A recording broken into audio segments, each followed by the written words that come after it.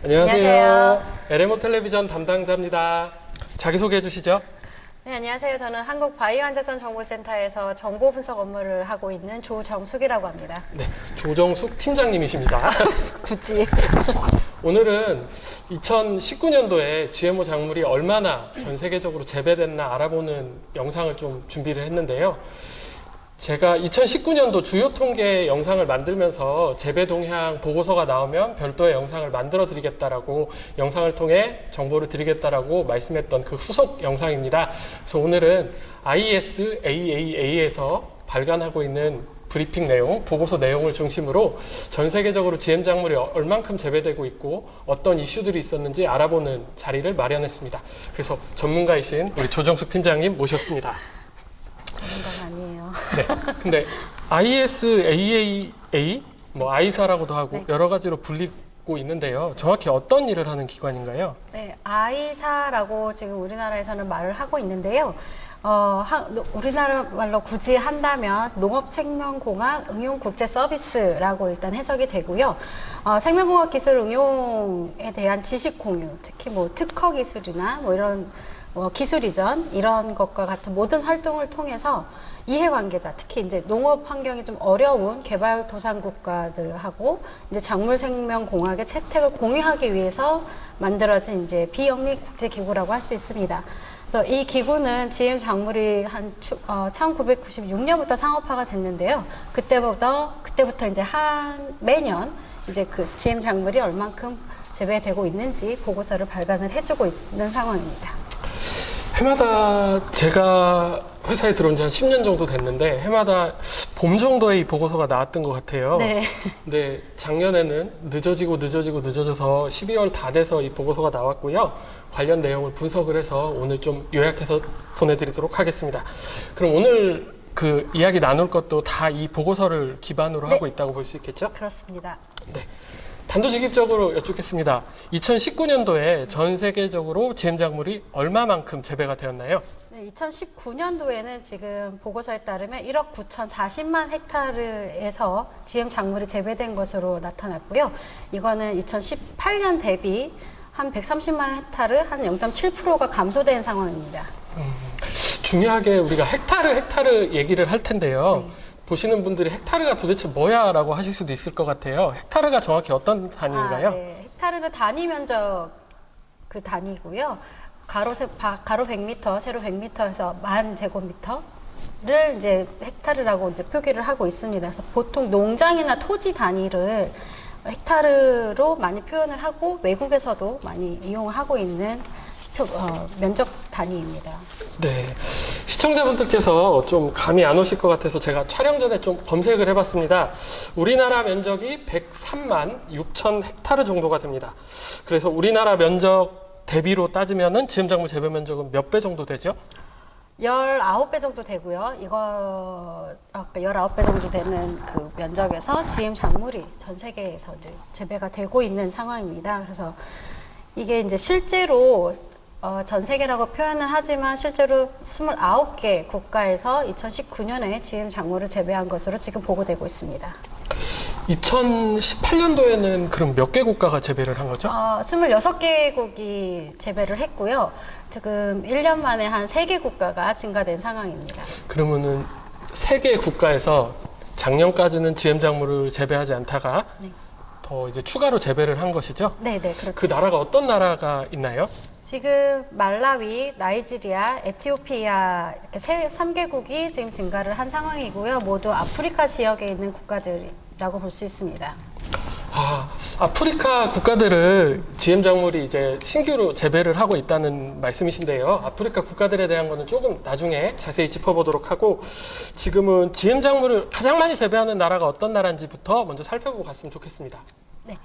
가장 많이 재배하고 있는 국가는 미국이고요. 이거는 미국에서는 96년도부터 이제 재배가 시작되었고 여전히 한 21년, 22년이 지난 지금 시점에서도 가장 많은 GM 작물을 재배를 하고 있습니다. 그래서 2019년에는 7,150만 헥타르에서 지금 재배를 하고 있는 것으로 나타났고요. 그 뒤로 이제 브라질, 아르헨티나, 캐나다, 인도 이 순으로 지금 1,000만 헥타 이상에서 GM 작물을 재배를 하고 있습니다.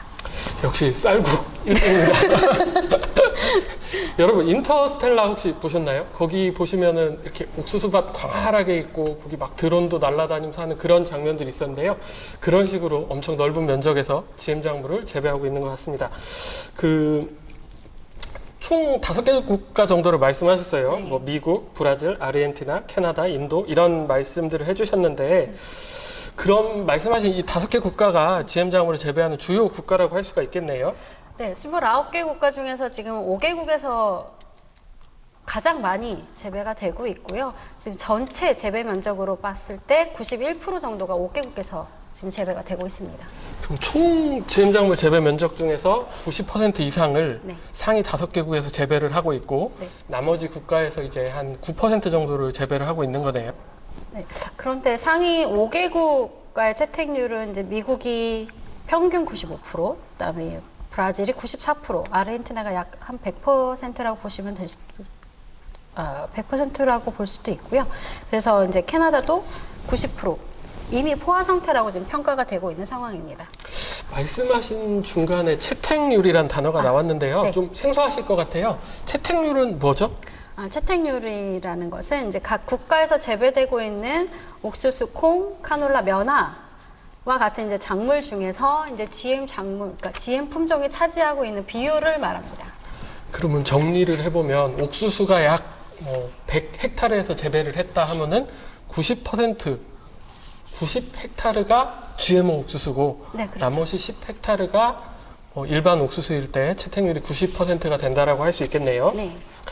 채택률이 이미 평균적으로 95%를 상회하고 있다고 했으면 이제 재배 면적이 더 이상 증가하기는 좀 어려울 수도 있겠다라는 생각이 드는데요.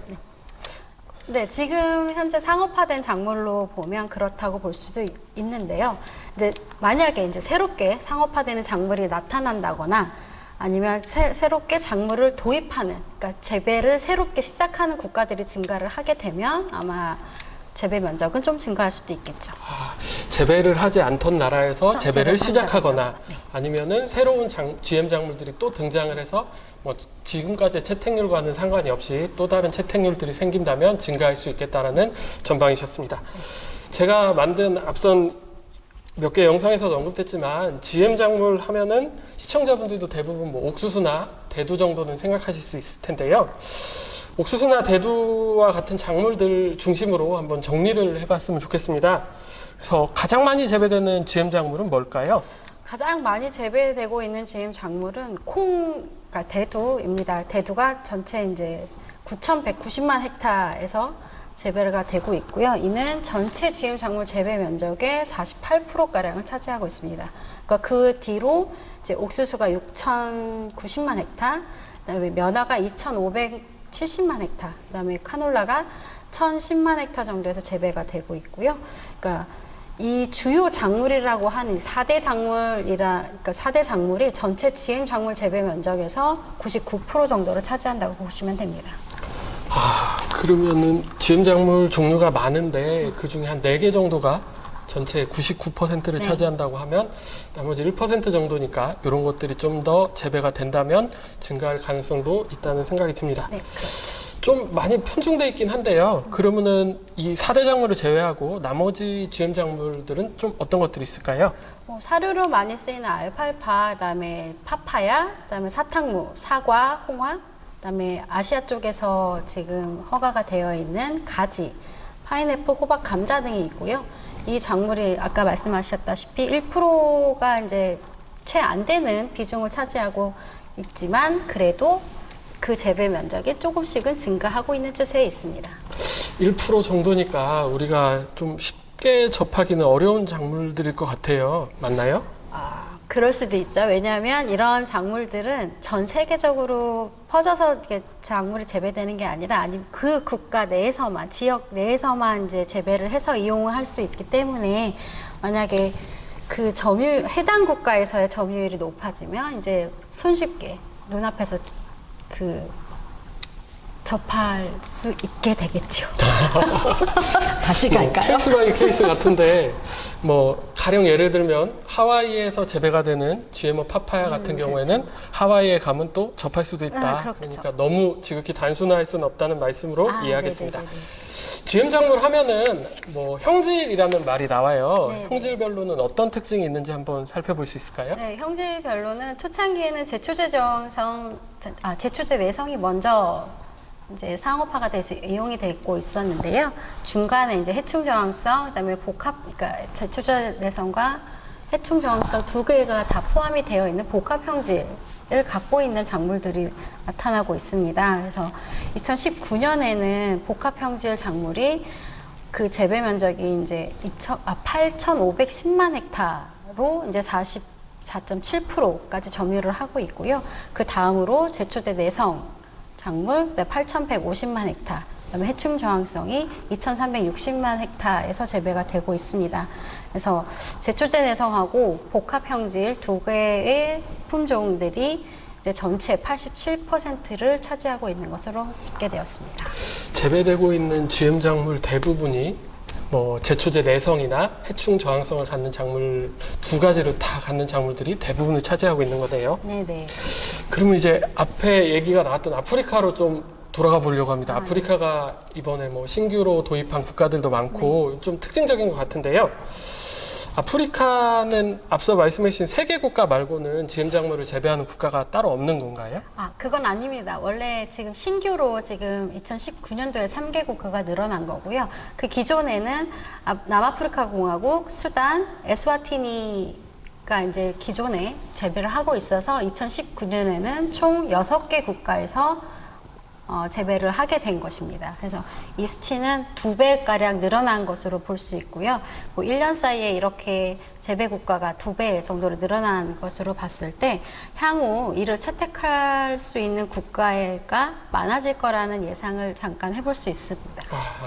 아프리카 같이 GM 작물을 별로 재배하지 않던 대륙에서 또 GM 작물을 도입하고 있고 주변 국가에서도 도입 움직임들이 있어서 앞으로 이제 아프리카 쪽에서는 GM 작물 재배 면적이 더 늘 수 있겠다라는 전망이셨습니다. 네, 아무래도 아프리카 지역이 식량 문제나 이제 기후 변화 문제가 심각하기 때문에 이제 농업 생산성을 이제 늘리기 위해서 정부 차원에서 많은 노력을 하고 있는 것으로 지금 보이고 있습니다. 네, 대본에는 없던 질문인데요. 아프리카에서 지금 도입하고 있는 작물은 어떤 작물들이 있죠? 기본적으로 면화 옥수수가 있고요. 최근에 나이지리아에서 그러니까 해충 저항성 동부 콩이 이제 허가가 돼서 재배가 되려고 하고 있습니다. 그래서 이 동부콩 같은 경우는 식량으로 많이 이용을 하고 있기 때문에 이제 점차 이제 나이지리아에서도 이제 시범 재배나 이제 그 도입 시기를 지나면 조금 더 확대될 가능성도 있고요. 이 외에도 이제 아프리카 지역에서는 이제 카사바와 같은 이제 주곡 작물에 대한 연구도 많이 진행이 되고 있는 상황입니다. 네, 카사바가 그 고구마처럼 생긴 뿌리를 먹는 그거죠. 네. 네. 그러니까 아프리카에서는 식량 문제 해결을 위해서 네. GM 작물 도입을 좀 고려를 하고 있는 것 같습니다. 오늘은 ISAAA 보고서를 바탕으로 GM 작물 재배 동향과 아프리카에서 신규로 도입하고 있다는 내용들을 살펴봤는데요. 앞으로도 종종 좋은 정보를 가지고 나와 주시겠습니까? 열심히 정리해서 좋은 정보를 제공할 수 있도록 노력을 하겠습니다.